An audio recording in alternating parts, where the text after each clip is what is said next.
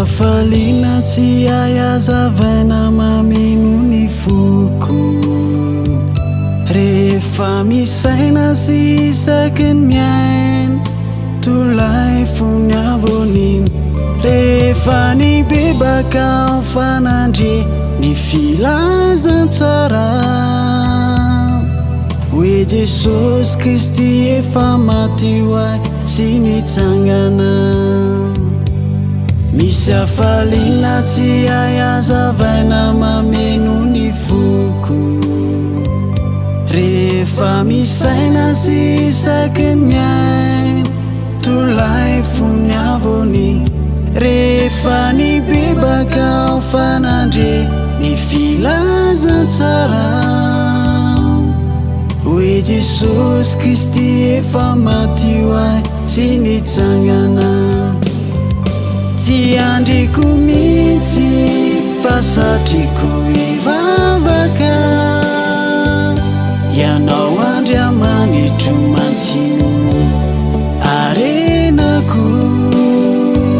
tsy tiako hitsahatra fa satriko eo fony anao ty andrianao teo feno anao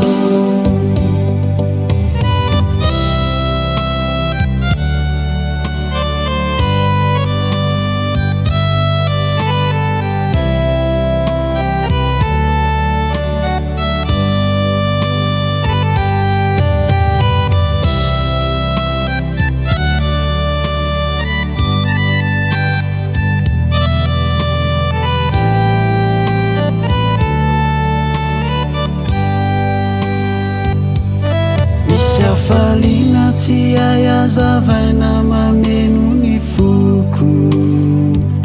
rehefa misaina sy isaky ny miaina tolay fony avoniny rehefa ny bebaka fanandre ny filazantsara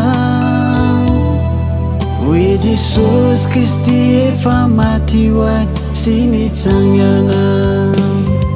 tsy andriko mihitsy fa satriko hivavaka ianao andriamanitro mantsino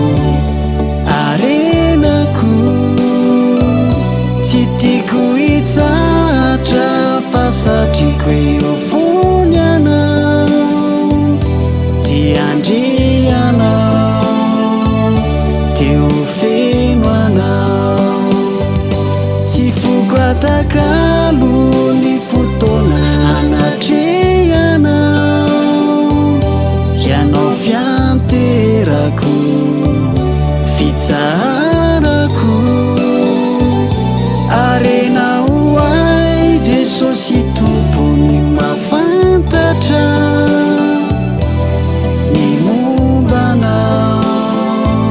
sy ny sitraka